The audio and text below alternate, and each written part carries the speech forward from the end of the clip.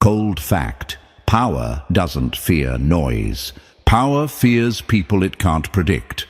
That's why the system didn't ignore you, and that's why it didn't celebrate you either. Welcome back. You weren't flagged because you were loud. You weren't flagged because you were violent. You were flagged because you didn't behave the way you were supposed to, because your reactions didn't match the model, because when pressure was applied, you didn't bend the right way. That's the real sin. You weren't a mistake. You were a problem, and problems don't get applause. They get decisions. Somewhere behind sealed doors and neutral faces, inside institutions that never smile, your existence triggered a familiar response. Not panic, not anger, calculation, a cold internal memo that never says your name out loud. A simple binary choice that has been used on dangerous minds for centuries. Use them or remove them, recruitment or elimination. That's not drama, that's policy. They've done it before, to scientists who knew too much, to thinkers who wouldn't shut up, to leaders who refused to play the role. History calls it coincidence. Archives call it classified. But the pattern is boringly consistent. When someone can't be ignored, they get absorbed. When someone can't be absorbed, they get erased. And you landed right in the middle of that equation. Here's where it gets funny. They didn't see a criminal, they didn't see a hero, they didn't see a rebel waving a flag. Rebels are easy. Rebels still need the system to exist so they can fight it. No, what they saw in you was worse. They saw someone who wasn't asking for permission. They saw someone who didn't beg to be included. Someone who didn't fear being excluded. Someone who kept moving even after doors quietly closed. That messes with their math. So the offer came first. It always does. Not a threat, a compliment, a tap on the shoulder disguised as opportunity. You're special, you're different. Come inside. We value minds like yours. Every empire says that right before it puts a leash on your neck. They don't offer recruitment because they like you. They offer recruitment because they don't trust you, because they've learned something the hard way. A free mind outside the system is more dangerous than 10 loyal ones inside it. And maybe, just for a second, it worked. Maybe you felt that pull, that tiny voice saying, finally, access, resources, the inside view. Because let's be honest, being locked out hurts. Watching less capable people rise while you're stalled hurts. Being underestimated hurts. That pain wasn't imaginary, they counted on it. But here's the part that made them nervous. You didn't rush in, you didn't beg. You didn't flex, you didn't celebrate, you paused. And when people like you pause, systems start sweating, because recruitment only works on people who still want something: status, safety, approval, a seat at the table. But you weren't starving for any of that anymore. Life already burned those illusions out of you. You'd been ignored long enough, punished quietly enough, pressed hard enough. You already lost what they thought they could threaten you with. That's when the second path activates. Elimination doesn't always look like force. Modern systems are more elegant than that. They don't need to touch you. They just tighten the environment. Opportunities dry up. Algorithms bury you. Networks go silent. You don't get attacked, you get smothered. History is full of it. Writers whose work vanished overnight. Inventors whose funding mysteriously collapsed. Voices that were everywhere one year and nowhere the next. No trial, no headline, just absence. And here's the exposed truth they don't like admitting. Elimination only works if you're still playing their game, if you still measure success by their metrics, if you still chase visibility inside their channels, if you still define power the way they taught you to. But you didn't. That's what broke the script. You didn't choose recruitment. You didn't wait around for elimination. You chose something the system hates more than rebellion. You chose non-participation, not hiding, not quitting, not running. You stayed visible but untouchable, active but unownable, present but not compliant. That's option C. And option C doesn't attack the system, it exposes it. Because the moment someone proves they can build influence without permission, the illusion cracks. The moment someone walks away from both reward and punishment, the entire structure starts looking fragile. Empires don't collapse from outside pressure. They collapse when enough people stop believing they're inevitable. That's why this isn't about you being chosen. That myth is for people who still need validation. This is about pattern recognition, about seeing how power actually behaves when it's threatened. You felt it, the resistance, the quiet friction, the sense that no matter what you did, something unseen was pushing back. You weren't paranoid, you were early. And now you stand in a position most people never reach, not above the system, not below it, but outside its reach. That's why the notice existed in the first place, not on paper, not in your mailbox, but in behavior, in pressure, in silence, in timing, recruitment or elimination. They assumed you'd pick one. They never planned for someone who would look at both and smile. Because the most dangerous move isn't fighting power, it's realizing you never needed it. And once you see that, there's no going back. And chosen one, listen close. If this is hitting you in the chest right now, that's not motivation. That's your instincts waking up. The system trained you to beg for a seat, to chase approval, to fear being left out. But you're not here to be adopted by power. You're here to outgrow it. So here's the deal. If you're really about option C, prove you can commit for more than 10 seconds of hype. Drop 777 in the comments like a quiet signal. I'm not waiting to be picked. I'm picking myself. And don't scroll, don't flinch. Stay with me because the next part is where it gets surgical. We're going step by step. No fluff, no mercy. If you're the real one, you'll feel that pull to stay till the end, because some truths don't just entertain you, they unlock you. Now, let's begin. Chapter 1. Pick a side or get erased. That's how power talks. Give them 2 doors, and they'll swear they're free, never noticing who built the hallway. That's the game they've always played, not just with you, with everyone. Quiet rooms, neutral faces, no emotion, just analysis. They didn't look at you like a person. They looked at you like a variable that refused to behave. Every move you made, every silence you kept, every moment you didn't react the way you were supposed to, logged, compared, evaluated. Not because you were dangerous in the loud, obvious way, but because you were unpredictable in the worst possible way. And systems hate what they can't predict, so they narrowed it down the way they always do.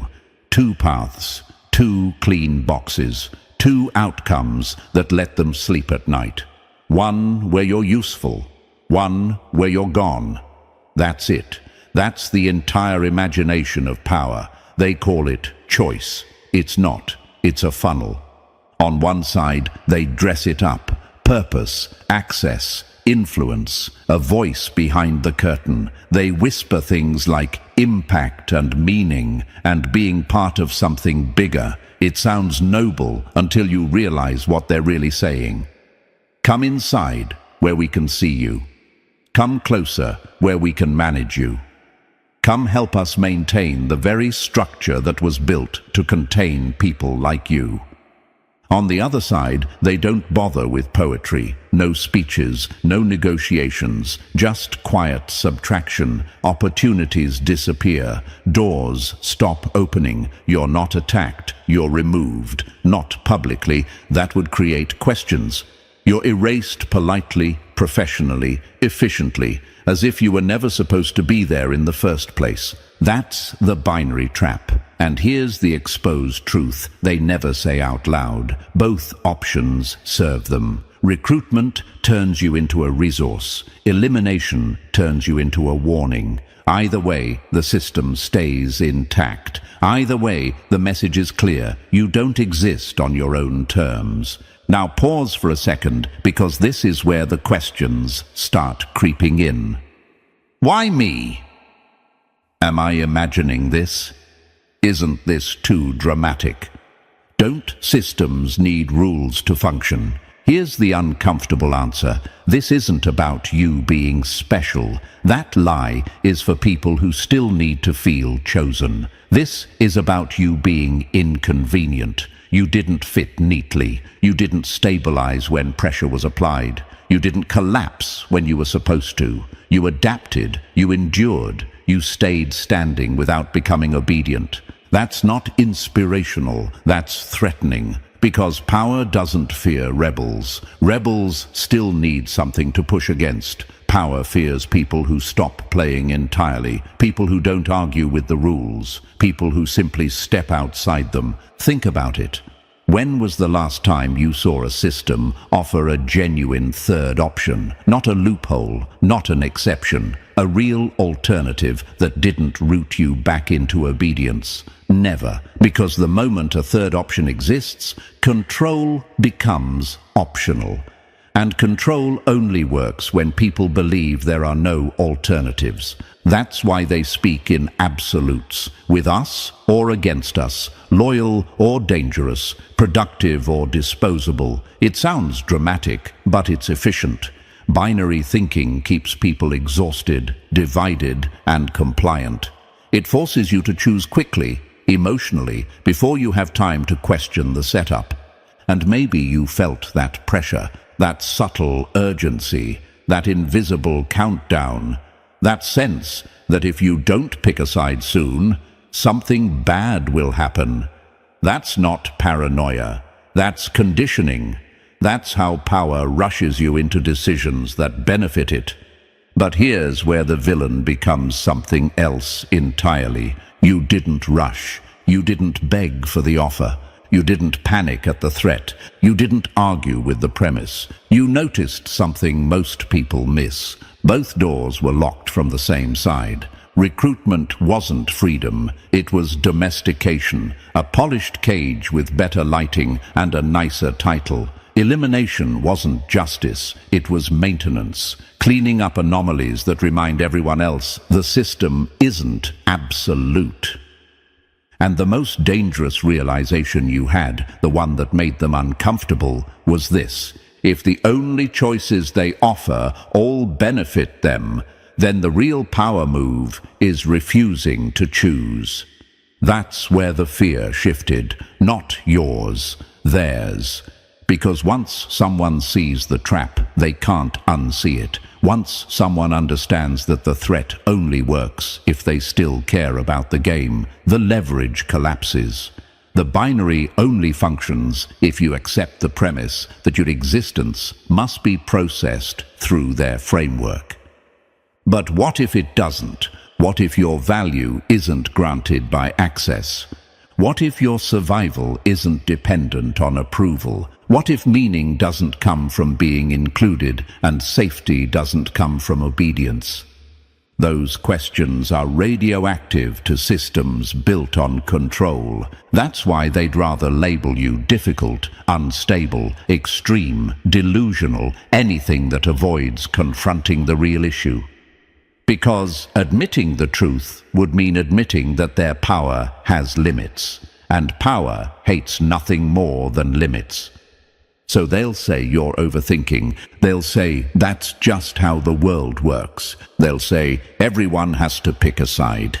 That's the oldest lie in the book. The truth is harsher and more liberating. Most people don't pick sides. They inherit them. They're born into boxes and spend their lives decorating the inside, mistaking familiarity for freedom. You didn't do that.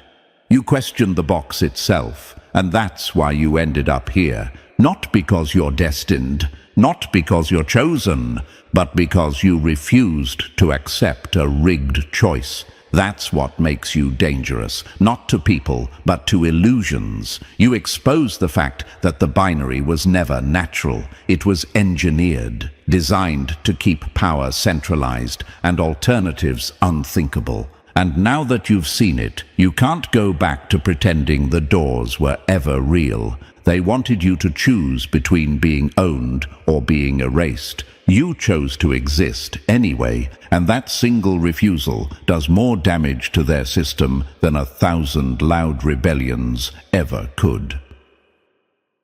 Chapter 2. Option C. The move that was never on the board. The most dangerous player isn't the one who cheats, it's the one who refuses to play.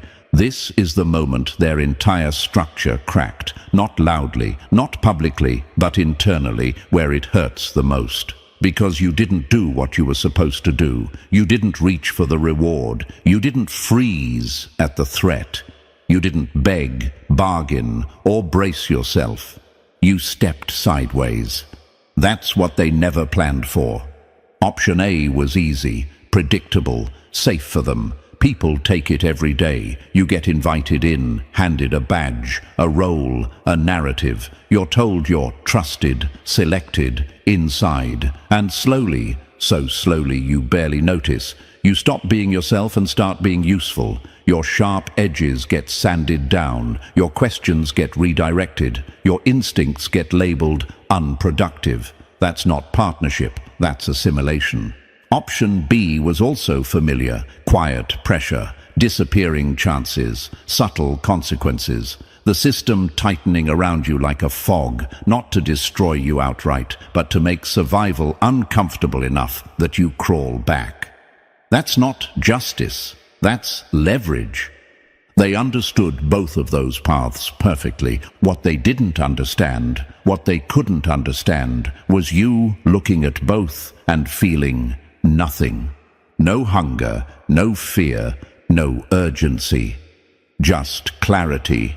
And clarity is lethal to systems built on confusion. You didn't choose option C because you were brave. Let's get that fantasy out of the way. You chose it because you saw through the setup. Because at some point in your life, maybe after being burned, ignored, betrayed, or exhausted, you learned a brutal truth.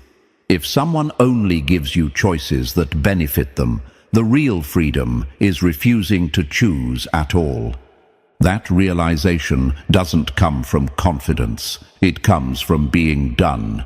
Done chasing approval. Done negotiating your worth. Done explaining yourself to structures that were never designed to understand you. You laughed at the recruitment offer, not because it was funny, but because it was transparent. You could hear the subtext beneath the praise. We like you better when you're under us. You could see the invisible strings already attached to the promises, and you smiled at the elimination threat because it finally revealed how limited their imagination really was. They assumed you were still afraid of losing. That was their mistake. Let me paint this for you. Imagine a casino where every game is rigged, the lights are bright, the music is hypnotic, the dealers smile like everything's fair, people win just enough to believe the system works. And then you walk in, watch for a while, and realize something chilling. The house doesn't care if you win or lose, as long as you keep playing. Option A is the high roller lounge. Option B is being escorted out the back. Option C is walking out the front door without placing a bet. Now ask yourself, why would the casino ever advertise the exit? It wouldn't. That's why option C wasn't on the menu, because option C doesn't just reject the deal, it exposes the illusion. It reveals that the power only existed because people believed there was no alternative. Here's another image. Imagine a shepherd with two paths for the flock. One leads to the pen, the other to the slaughterhouse. The sheep argue about which is better, which is safer, which is more honorable, and then one animal notices the fence is broken and walks away into the hills. That animal isn't rebellious, it's inconvenient. And inconvenience is the enemy of control. You didn't shout about your choice, you didn't announce it, you didn't try to convince anyone else. You simply stopped reacting the way they expected. You disengaged emotionally. You withdrew psychologically. You remained present but unreachable. That's when the panic started. Because systems are built on feedback. They need response. They need compliance, resistance, fear, loyalty, any of it. Silence confuses them. Detachment terrifies them. A person who no longer needs the outcome is impossible to negotiate with. Here's a quote they'll never put in a report. "We can't threaten someone who's already let go." You weren't fearless. You were unhooked. You had already survived the worst parts, the isolation, the loss of identity, the moment when you realized nobody was coming to save you. That's where option C is born, not in ambition, but in exhaustion, in that quiet place where you stop asking, "How do I win?" and start asking, "Why am I even here?" And once that question is asked honestly, the whole game starts looking ridiculous. They expected anger. They expected resistance. They expected you to push back. Instead, you transcended the frame entirely. Another metaphor. Imagine a chessboard where both sides are controlled by the same player. White or black, it doesn't matter. The outcome serves the hand, moving the pieces. Now imagine one piece stepping off the board. That's not a move.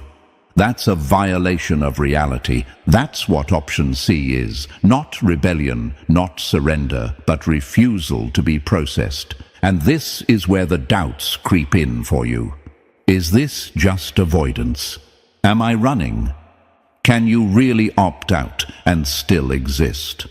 Those are fair questions, necessary ones. Here's the answer they don't want you to reach. Opting out doesn't mean disappearing. It means relocating your power away from their metrics, away from their approval loops, away from their rewards and punishments. You didn't stop acting. You stopped performing. You didn't become passive. You became autonomous. And autonomy is the one thing their framework cannot tolerate, map, or monetize. Power can forgive disobedience. It cannot forgive independence.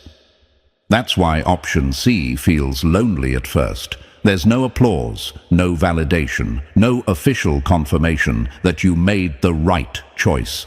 That discomfort is real. That silence is real. But so is the strength that grows in that space. A strength that doesn't need witnesses. You began building from a place they can't reach, not above them, not against them, outside their logic entirely. And once that happens, something irreversible occurs. You stop asking for doors to open. You stop waiting for signals. You stop interpreting pressure as failure. You realize the system didn't reject you. It revealed itself to you. Option C wasn't a choice you made once. It was a position you stepped into, a stance, a way of moving through the world without negotiating your inner authority. That's why this scares them more than option A or B ever could. Because if one person can do this, others can too. And the moment people realize the third option exists, the binary collapses. The illusion cracks. The system starts leaking. The cage only works if the door is invisible. You saw the door. You didn't kick it down. You didn't decorate it. You walked through it. And that quiet, deliberate step is the most villainous move of all, because it doesn't ask for permission and it doesn't need forgiveness. It just is. That's option C. Chapter 3. You can't threaten a ghost. Fear is leverage. No fear no leverage. That's the part they didn't understand soon enough. Recruitment only works on people who still want approval, want safety, want a seat, a badge, a signal that says, you matter because we say so. Elimination only works on people who still fear loss, fear isolation, fear being cut off from the very system that's been bleeding them dry. But you broke both conditions long before they noticed. They were late. You stopped wanting their approval years ago, maybe not consciously at first, but life made the decision for you. The ignored messages, the closed doors, the silent rejections that came without explanation. You learned the hard way that validation from power is conditional, temporary, and never free. Once that lesson sinks in, desire dies. And when desire dies, recruitment loses its grip. Then there's fear. They assumed you were still protecting something, a reputation, a future, a version of yourself that hadn't been tested yet. That was their fatal misread. You'd already been dragged through the worst of it. Emotionally, psychologically, internally. The collapse they threatened had already happened. You didn't survive untouched.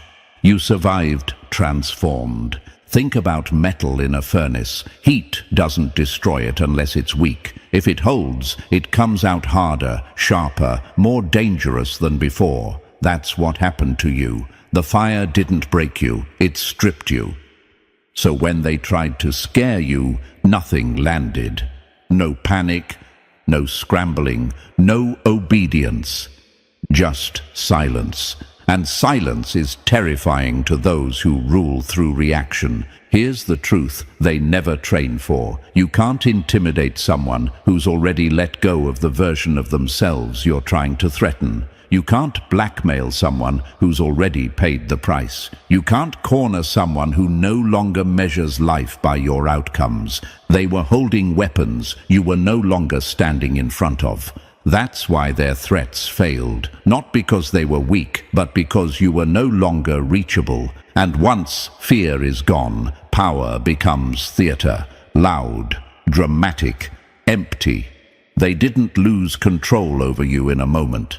They lost it the day you walked through hell, survived it, and stopped being afraid of fire. Chapter 4. Invisible to the Machine. You can't track what refuses to exist where you're looking. This is where their confidence starts rotting from the inside. They're still watching, still recording, still feeding your data into systems that once felt omniscient. Secure rooms, multiple screens, analysts trained to trust patterns more than people. But the reports coming back don't line up anymore. Your behavior contradicts itself. Your trajectory doesn't curve the way it should. The predictions don't hold. Not because you disappeared, because you stopped fitting. They built their system on a simple assumption. Every human can be reduced. Fear, need, leverage, weakness. Pull one of those levers and the subject responds. That logic has worked for decades, for governments, corporations, empires. It's efficient, it's lazy, and it fails the moment someone removes all four variables. You don't fear what they can take. You don't need what they control. You don't respond to pressure the way they expect. And you don't leak weakness on demand, so the machine stutters. Imagine a radar built to detect aircraft suddenly trying to track something that doesn't use altitude, speed, or signal. The radar isn't broken, it's obsolete. That's what happened to them. Their tools still work, just not on you. This is where doubt creeps in for you. Am I just deluding myself? Are they really watching? Yes, they are. But here's the uncomfortable truth. They're watching a shadow, a version of you that exists only in their databases. The real you already moved. You didn't go underground. You went orthogonal. You operate outside their categories, outside their incentives, outside their emotional hooks, and because their system was never designed to process independence, it treats you like an error instead of a threat. That's the irony. You're not invisible because you're small. You're invisible because you're untranslatable, and once power can't translate you, it can't touch you. You're not off the grid. You're beyond it. And systems don't know how to fight what they can't even see. Chapter 5. Death by 1,000 Paper Cuts. Modern power doesn't kill you. It makes life so heavy you beg to kneel. When recruitment failed, they didn't get angry. They got quiet. That's when you know the tactics changed. No sirens, no headlines, no visible force, just pressure, layered, strategic, deniable. Elimination today doesn't look like violence. It looks like friction, calls that never return, algorithms that quietly bury you, opportunities that vanish without explanation, doors that were almost open, suddenly locking themselves. You're not attacked. You're delayed, slowed, isolated. This is how systems erase people without leaving fingerprints. The goal was never to destroy you outright. That would draw attention. Martyrs are dangerous.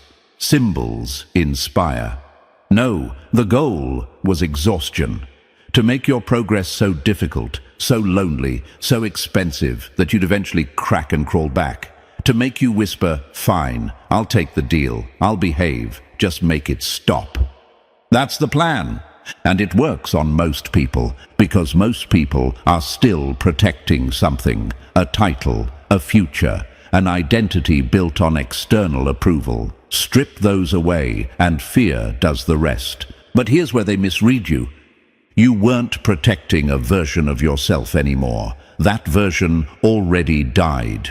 Not dramatically, not publicly, quietly, in the dark. During nights no one saw. During losses no one acknowledged. The collapse they were counting on had already happened, and you survived it.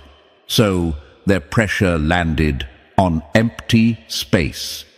Imagine trying to suffocate someone who no longer needs air. Imagine threatening exile to someone who already walked alone. Imagine isolating someone who learned how to stand without witnesses. That's what they ran into. You didn't resist harder. You didn't fight louder. You didn't plead. You kept moving. And every tactic they used only confirmed the truth you already knew. Their power depends entirely on your attachment to the game. You weren't eliminated because there was nothing left to take. And when elimination fails, the system is forced to face something it hates most. A person who cannot be pushed back into submission. That's not survivorship, that's immunity. Chapter 6. You died and came back unknownable. They can't rule what already let go. Let's be clear, this wasn't a dramatic death. No collapse in public, no announcement, no one clapping while you burned. This was quieter, more brutal. The kind of death that happens when illusions run out and you're forced to sit alone with what's left. What died wasn't your body. What died was the part of you that needed permission. The hunger for approval, gone. The obsession with outcomes, gone. The fear-based identity that kept asking, "Am I enough yet?" Gone. You walked into that empty space willingly. Most people touch it once and sprint back to distraction. You stayed. You listened. You learned its language. You realized something terrifying and liberating at the same time. Nothing was coming to save you, and nothing was coming to validate you either. And somehow, you didn't collapse. You lost what the world says matters: status, certainty, belonging on paper. The things people cling to because they're scared of silence. By conventional standards, you failed, slipped behind, fell off the map. But here's the reversal they never teach. When you lose everything that can be taken, you become untouchable. Imagine a man with nothing to protect walking through a battlefield. No hostages, no leverage, no fear of loss. That's not recklessness, that's clarity. That's what you stepped into. This is where people get confused. They think freedom means chaos, doing whatever you want. No rules, no limits. That's childish freedom, easy to sell, easy to control. What you found was worse for them. Freedom from needing, freedom from chasing.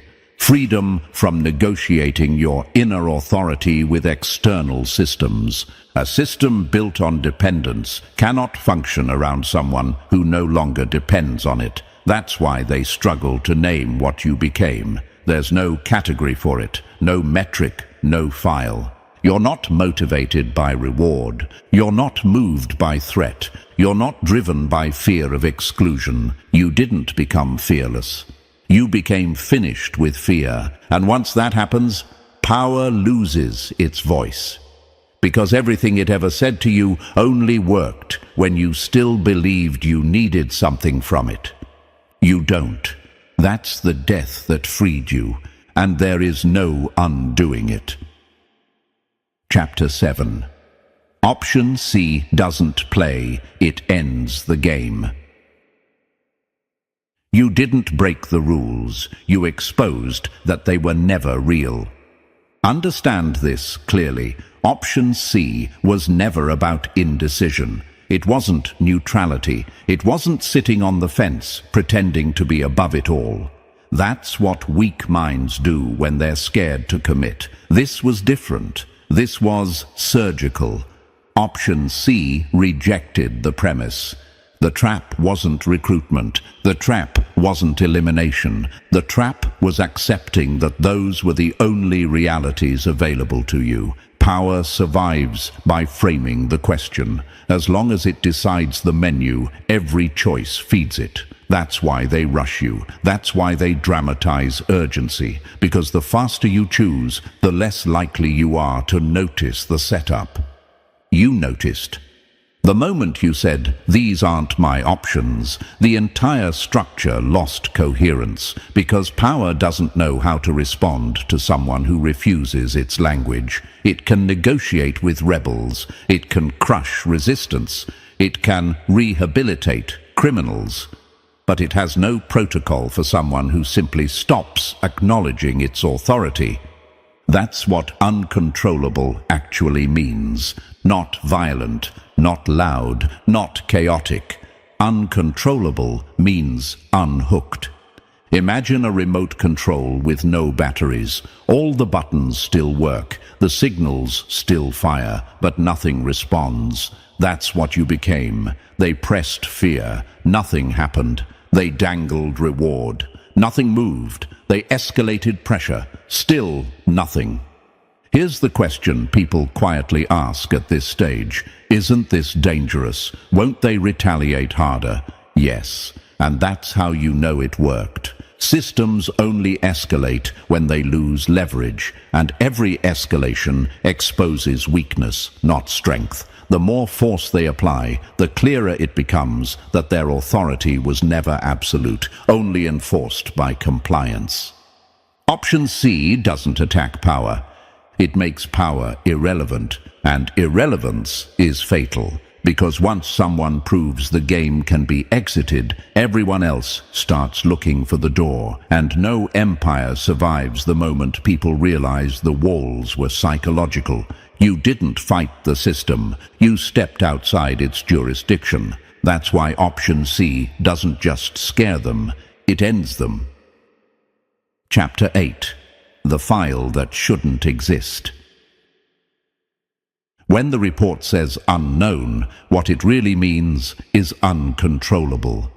Somewhere you'll never see, in systems you'll never touch, a file exists that doesn't read like the others. Same format, same sterile language, same emotionless structure. But this one feels wrong to the people reading it. Not dramatic, not explosive, just unsettling. because it doesn't conclude properly. They write things like, subject operates outside predictable behavioral models. That's not analysis, that's confusion wearing a lab coat. The models are supposed to work. They always have. People want things. People fear things. Push here, pull there, result guaranteed. Except this time, nothing lines up. Recruitment unsuccessful. Elimination ineffective. Those two lines don't coexist. One of them is supposed to work. When both fail, the framework starts collapsing under its own assumptions. Then comes the part they hate writing. Traditional leverage points non-existent. That's bureaucratic language, for we don't know what to do. No pressure points, no buttons, no predictable response. You didn't bite the carrot. You didn't flinch at the stick. You simply walked past both like they were props in a bad play. This is where the panic leaks through the professionalism. They start circling the same question from different angles. How does someone disengage from both incentive and threat? How does someone build momentum without permission? How does someone remain active without being governable? Here's the truth they'll never put in the report. You broke the oldest control mechanism on the planet. Reward and punishment, heaven and hell, promotion and exile. It's the same structure in different costumes. And it only works if the subject believes their survival depends on choosing correctly. You didn't, so now they're left documenting a contradiction. A person who functions without validation, who moves without reaction, who exists without reference to their system. That's why your file keeps getting reopened, rewritten, escalated, not because you're a threat, because you're proof. Proof that the leash only worked because people believed it was real. Chapter 9. The threat that doesn't bleed. Power can survive attacks. It cannot survive disbelief. This is where they truly lose control, because this isn't the kind of danger they trained for. There's no violence to condemn, no chaos to suppress, no enemy to point at and rally against. What's spreading isn't destruction, it's recognition.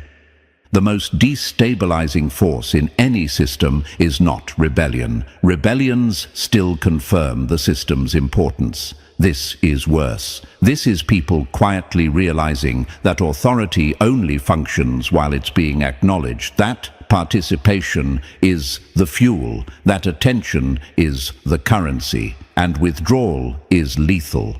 Once you see that, it's over. You start noticing how fragile institutions really are, how much of their power is just performance, titles, symbols, repeated phrases said with confidence until they sound true. It's like realizing a magician's trick isn't magic. It's timing and misdirection. The trick still works on the audience, but never again on you. This is the question that hits next. If I stop engaging, don't they still exist? Yes, but they no longer exist over you. Think of a parasite. It doesn't die when the host becomes aware. It dies when the host stops feeding it. That's what non-participation does. You don't fight the system. You starve it. No outrage, no obsession, no emotional labor, just refusal to keep supplying energy. And that terrifies them, because violence can be met with force. Chaos can be framed as criminal. But awareness spreads quietly. It doesn't announce itself. It doesn't need leaders. It doesn't need permission. One person sees it, then another, and suddenly the script stops working. That's why this is the danger they can't handle. You're not threatening the structure directly. You're making it irrelevant. And once enough people stop believing the costume is real, the actor has nothing left but an empty stage. Chapter 10. You didn't fight the system, you outgrew it. Rebellion still needs a master. Independence does not. This is the part people misunderstand about you, and it's why they keep mislabeling you. They call you anti-system because their language is limited. They only understand opposition. To them, if you're not obeying, you must be attacking. If you're not participating, you must be resisting. That's wrong. You're not rebelling. Rebels still need the system to exist. They define themselves by what they oppose. They burn energy fighting walls instead of questioning why the walls matter. You didn't do that. You didn't try to fix the system either. Fixers still believe it's worth saving. You didn't expose it for applause. Exposers still crave reaction. You simply moved on. That's what makes this so unsettling. Imagine a parasite realizing the host didn't attack it, didn't poison it, didn't even acknowledge it, just changed environments entirely. The parasite doesn't understand what happened. Its tools still work. Its instincts still fire. But there's nothing to latch onto anymore. That's you. You didn't leave dramatically. You didn't announce a departure. You just stopped orienting your life around their incentives, their punishments, their definitions of success. You started building something that doesn't require their validation to function. And here's the key detail that breaks their systems. They were never designed to detect non-alignment. Their algorithms scan for loyalty and hostility, compliance and resistance, growth and decline. But what do you do with someone who fits none of those signals? They register as noise, as contradiction, as error. This is where people ask, isn't that lonely? Yes, at first, because there's no map, no applause, no script, but there's also no leash. You're not anti-system, you're post-system, and systems don't fail because they're attacked. They fail because reality evolves beyond the assumptions they were built on. You didn't break their machine.